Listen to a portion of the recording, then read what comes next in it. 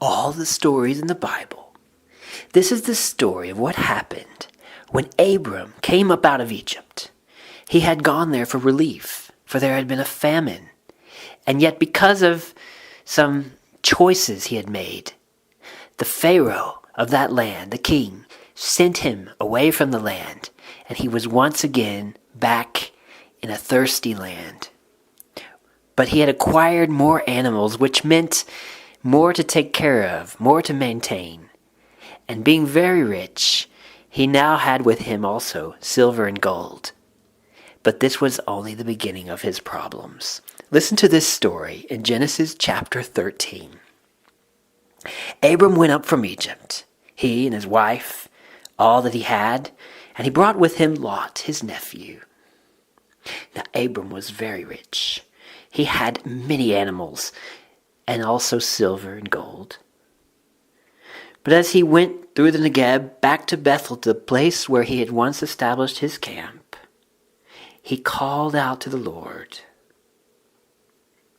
Now Lot, who had come with Abram, he also had flocks, herds, tents, all of the things that Abram had.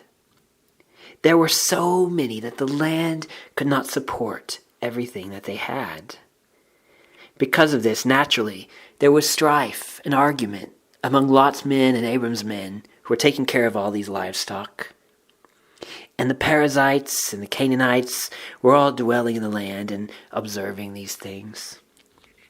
Abram looked and said to his nephew Lot, "Let us not have argument and strife between us. Let not your men be bickering and complaining and fighting with my men. Are we not kin? Is this not a great and spacious land? Let's go in two directions. If you take the left way, then I will turn to the right. But if you prefer to go right, then I will go left." Now Lot looked up and observed the land, the Jordan Valley, and he saw that land was a good land. It was very lush and rich, well watered. It looked like the garden of the Lord, or perhaps like the land of Egypt. Now, all of this was before the great judgment of the Lord had come down to Sodom and Gomorrah. So, of course, Lot chose the Jordan Valley, and he went east. So they did separate Abram and his nephew Lot.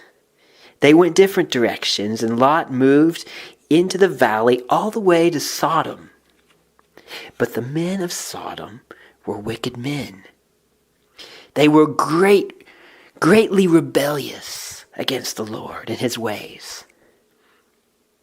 The Lord spoke to Abram after Lot had gone. He said, "Lift up your eyes and look from where you are, north, south, east, and west.